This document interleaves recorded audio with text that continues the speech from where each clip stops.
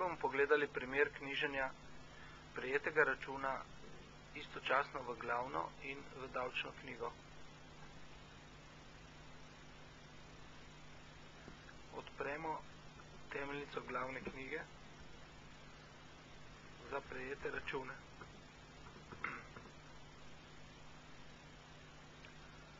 Vnos bo potekal v 2 korakih. Sedaj s tipko F4 odpremo vhodno davčno knjigo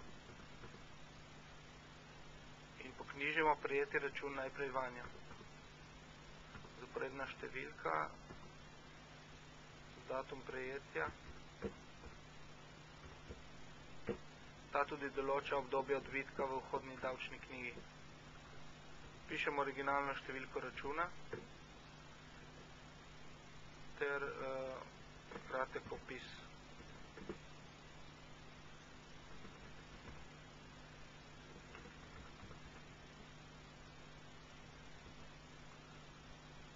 Če nimamo dobavitelja vpisanega v našem šifrantu, si lahko pomagamo z registrom poslovnih subjektov AJPES.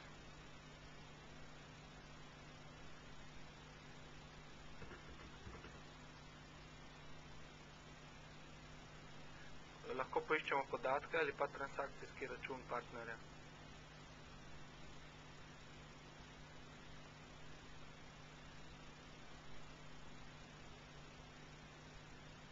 Z enim klikom pridobimo vse podatke v naš šifrant.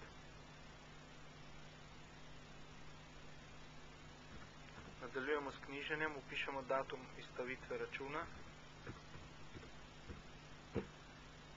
ter datum dobave.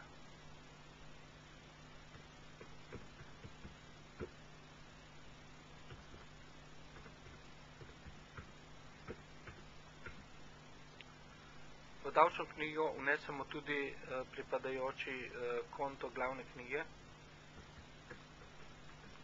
prav zaradi kasnejšega prenosa v glavno knjigo.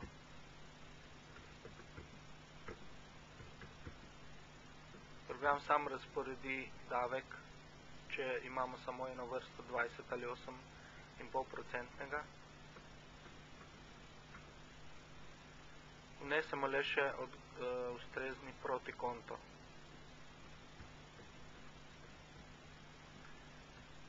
Če je protikonto več, s tipko F2 aktiviramo vnos.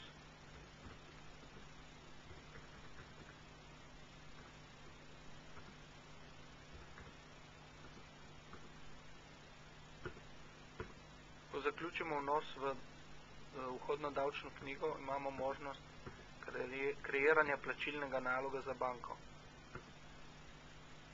Vidimo, da pri tej stranki še nismo vnesli transakcijskega računa.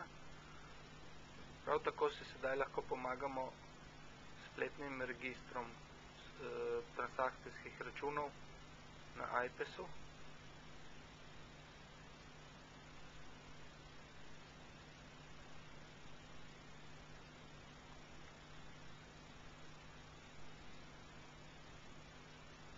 Stranka ima več transakcijskih računov,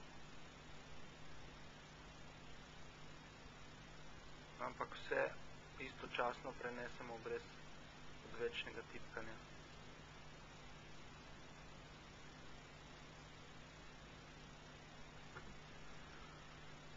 Izberemo transakcijski račun dobavitelja.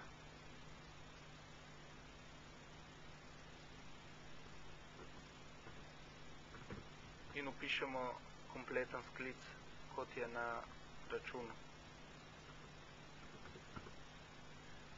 S tem smo pripravili plačilni nalog, istočasno smo pa že knjiženje v vhodno davčno knjigo končali in se vrnili v glavno knjigo. Program je tukaj že naše konte upošteval in s tem je kontiranje v glavni knjigi zaključeno.